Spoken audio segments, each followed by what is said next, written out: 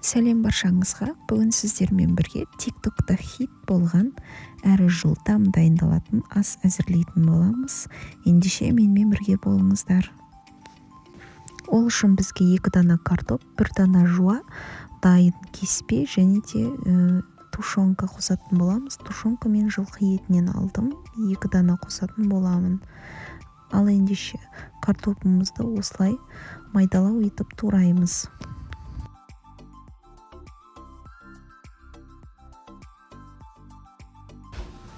Ал жуамызды ірілеу етіп турауға тырысамыз, себебі жуа тез пісетін болады, сондықтан ірілеу етсеңіздер болады.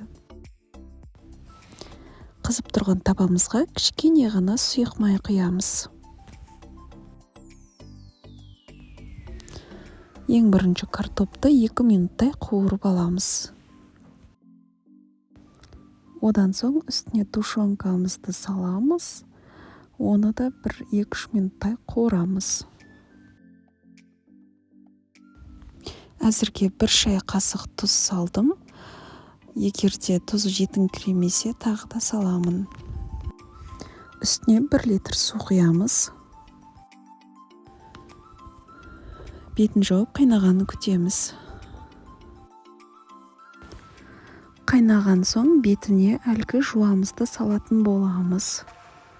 Тағы да бетін жауып 1-5 минутқа қалдырасыздар.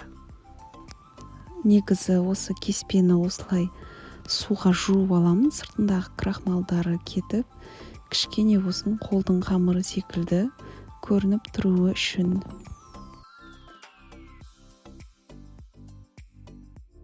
Бес минут өтті, енді қалауымша қара бұрыш салдым, және де тұзы жетіңкіремегендіктен тағы да жарты шай қасық тұз қостым. Енді кеспемізді бетіне тізбектеп салып шығамыз.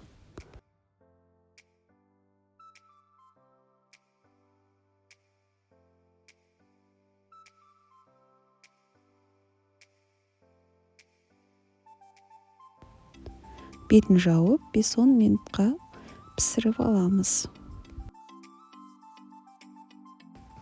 Мінеки тағамымыз пісті, ешқандай жабысып қалған жоқ.